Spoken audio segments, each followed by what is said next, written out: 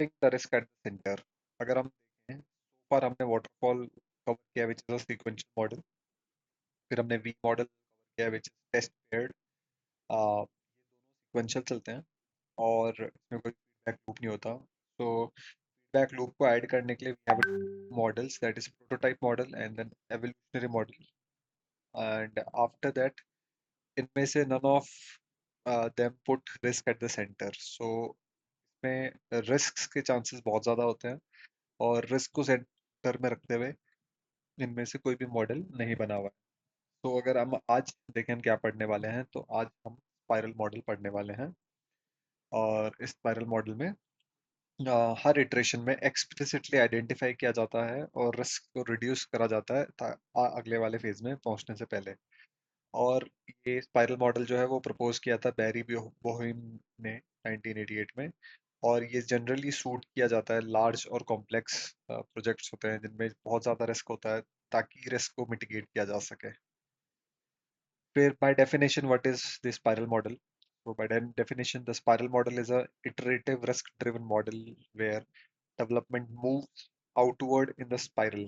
जैसे एक आप मॉर्टिन या कॉइल देखते हैं, तो जैसे वो स्पाइरल बाहर की तरफ मूव करता है या ऑर्बिट के अराउंड घूमते हैं जैसे अर्थ वाला, तो सिमिलरली ये लूप होता रहता है. और हर each loop is a phase. हर लूप में मल्टीपल फेजेस होते हैं. Each loop is split into 4 quadrants. वो 4 क्वाड्रेंट्स हम अभी पढ़ने वाले हैं. तो every loop is equals to one phase. जो कंप्लीट 360 डिग्री अगर कंप्लीट हो जाता है तो उसको वन एक फेज कहा जाता है. उस फेज में आपके मल्टीपल फेजेस भी आ जाते हैं. Phases as in feasibility, then requirement, then design etcetera. ये सारे फेजेस कंबाइन करके उसको एक लूप में कंप्लीट किया जाता है. There is no fixed phases. Like वहाँ पे फिक्स्ड फेजेस नहीं होते. The team add extra loop for specific project और न्यू रिस्क. तो टीम अपने रिक्वायरमेंट के हिसाब से एक्स्ट्रा लूप्स ऐड करती रहती है depending upon the projects and the risks, the amount of risk they have right now in hand. Then it's a progressively build a more complete version with loop outwards. Starting में जो सबसे पहला loop होता है उसमें एकदम nurture एक pre natal state में होता है. जो सिस्टम होता है, एज सून एज वो सेंटर से दूर जाता रहता है, लूप्स होते रहते हैं, रिस्क मिटिगेट होते हैं, डेवलपमेंट डिजाइन और मेच्योर होते हैं. तो जितना ज्यादा आप न्यूक्लियस से दूर जाते रहते हो वो इतना ज्यादा प्रोग्रेसिवली बिल्ड होता है. Uses prototype as a risk reduction mechanism within a loop. तो एक लूप के अंदर अगर हम उसको बोलें, तो वो प्रोटोटाइपिंग मॉडल यूज करते हैं ताकि रिस्क को रिड्यूस किया जाए. अब आप जैसे कि पिक्चर देख सकते हैं, this is the big picture. Ideally what is the spiral model. तो जैसे कि आप देख सकते हो कि इसमें 4 क्वाड्रेंट्स हैं स्टार्टिंग फ्रॉम 1 2 3 4. सो जो पहला क्वाड्रेंट है विच इज ऑब्जेक्टिव सेटिंग, इसमें आइडेंटिफाई किया जाता है कि हमारा होलिस्टिक ऑब्जेक्टिव क्या होगा और क्या क्या इसमें रिस्क्स अटैच होंगे. जब ये आइडेंटिफिकेशन हो जाता है तो वो next phase of the loop में एंटर करते हैं, जिसमें द नेक्स्ट इज क्वाड्रेंट 2. फिर रिस्क को असाइन किया जाता है एंड रिडक्शन किया जाता है. And once the reduction is done, analyse किया जाता है, उसको रिड्यूस करने के तरीके निकाले जाते हैं. एंड फिर वो वे फेज 3 में एंटर करता है which is called as the progress, जिसमें डेवलपमेंट एंड वैलिडेशन होता है, जिसमें प्रॉपर कोड लिखा जाता है, वैलिडेशन किया जाता है टेस्टिंग के लिए. एंड फिर वो फाइनली 4th क्वाड्रेंट में एंटर करता है जिसको हम कहते हैं रिव्यू एंड प्लानिंग क्वार्टर, जिसमें एक्चुअली जो कस्टमर होता है वो उस प्रोडक्ट को रिव्यू करता है और नेक्स्ट फेज में उसको भेजता है, एंटर करता है. सिमिलरली जब वो नेक्स्ट लूप में एंटर करता है तो सेम एक्सरसाइज वापस करी जाती है एंड उसको और मेच्योर किया जाता है. सो धीरे धीरे धीरे ये लूप्स बनते रहते हैं. लास्ट में डिलीवरी होती है तो project gets ended.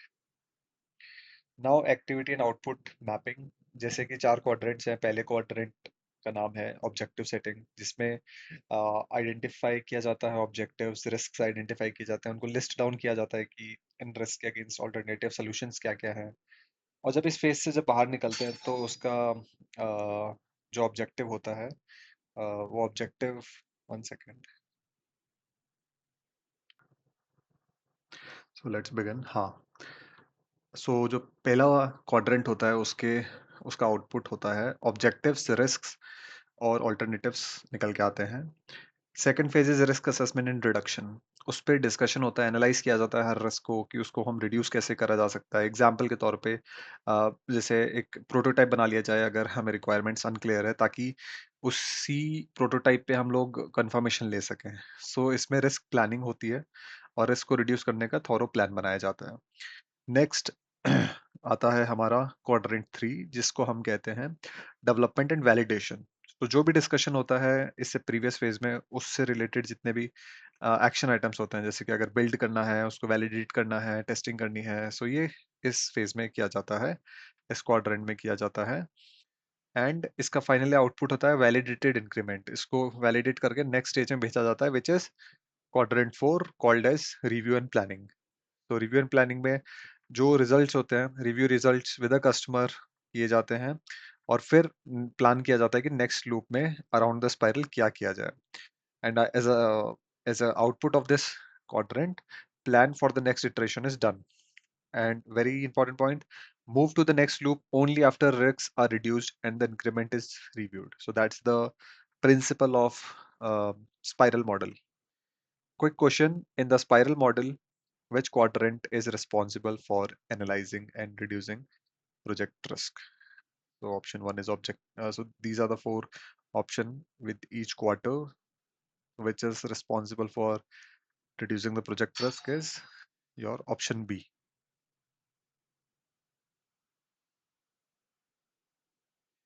So option B is the right answer.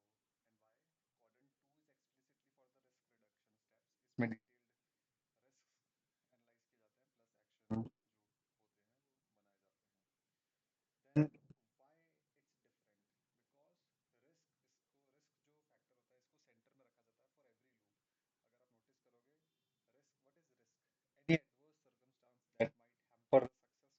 Of the software project. कुछ भी हो सकता है। एग्जांपल, जो मेरा की रिसोर्स है वो अगर उस प्रोजेक्ट का पार्ट नहीं होता है, that could be a risk. और financial risk could also be a risk. For example, technical risk, like technology अगर चेंज हो गई and we don't have the resources to implement that technology is also one kind of risk. Now, other models hope risk won't bite, but spiral model assumes that they will.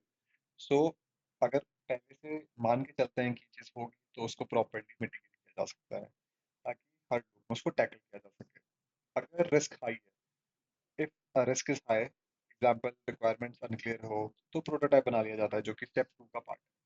Then riskier loop cost more time effort, but you don't continue until the risk is accepted. This is what makes Spiral ideal for large, complex, and novel projects. Then, why Spiral are called a meta model? So, why it is called the meta model? So, it is called meta model because it subsumes the other model. They appear as a special case into it. Like a single loop of a spiral behaves like a classical waterfall model. जैसे पहला एक loop होता है, अगर आप उसको चार quadrants को जोड़ के जो एक लूप को कंसीडर करो, doesn't it look similar to your classical waterfall model? एक लूप की अगर बात करें, और अगर इसी लूप को मैं मल्टीपल लूप्स में घुमाऊं, इसी लूप को मैं इटरेट करूं ओवर द टाइम एंड अगर, सो आई विल थिंक कि इसमें थोड़ा थोड़ा टेस्ट इंक्रीमेंटल और एवोल्यूशनरी मॉडल का भी है। सो इसमें मेटा मॉडल इसीलिए कहा गया क्योंकि इसमें सब कुछ समा गया है। प्रोटोटाइप भी बनाया जाता है, जैसे कि क्वाड्रेंट टू में हमने देखा, तो इसमें जितने भी हमने अभी तक मॉडल्स बनाए, सब कुछ इसमें इंटीग्रेट हो गया।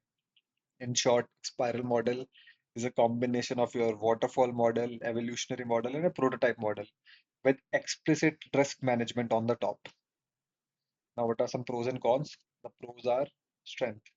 Explicit risk management होता है, like it is good for the large and complex project. It is called as a meta model because इसमें सारे के सारे models आए जाते हैं। इसमें हर loop में आप customer को involve कर सकते हैं, plus build के साथ confidence step by step बढ़ जाता है इसमें।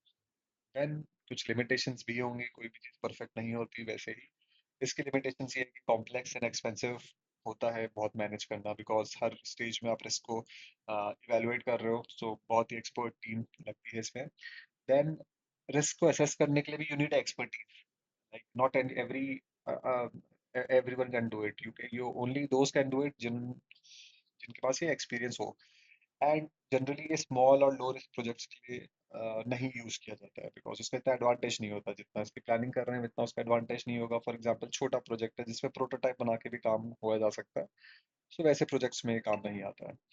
नाउ सक्सेस डिपेंड करती है कि सक्सेस डिपेंड की रिस्क जो रिस्क टीम है उस पर बहुत ज्यादा डिपेंडेंट होती है एंड मैनी इटरेशंस, क्योंकि इसमें बहुत सारे इटरेशंस होते हैं and risk is the centre of the model, so it's hard to estimate कि कितने इटरेशंस लगने वाले हैं। Next is why is the spiral model often called a meta model? अभी हमने just पढ़ा, so the right answer is option B. It subsumes waterfall, evolutionary, and prototype all inside it, which is option B. Now, just exam trap. Spiral has fixed phases. No, Spiral doesn't have a fixed phases at all. The team keeps on adding the loop depending upon the risks that are emerging.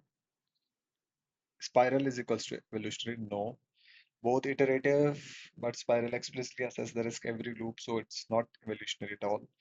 Wrong quadrant order, like it's a clockwise order. No, doesn't matter it's a clockwise or not.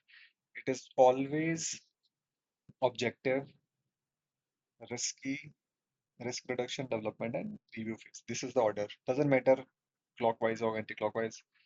It's up to you. Now, using Spiral for small projects is a bad idea because its overhead is high. Spiral model suits large and complex projects. Now, a quick glance of what we just read so far. These are a couple of things. The origin was Bohem, 1988. So this is it. Before moving on to the next lecture, so there is a practical question for you. Which type of risk can be better handled using the spiral model compared to a prototype model? And you have to draw a four quadrant and name the activities in each. So you can put these answers to your comment section and I will ping the best one for you. In the next lecture, we will go through Agile and Scrum, which is a very important topic, sprint, backlog, and rules. So see you guys in the next video.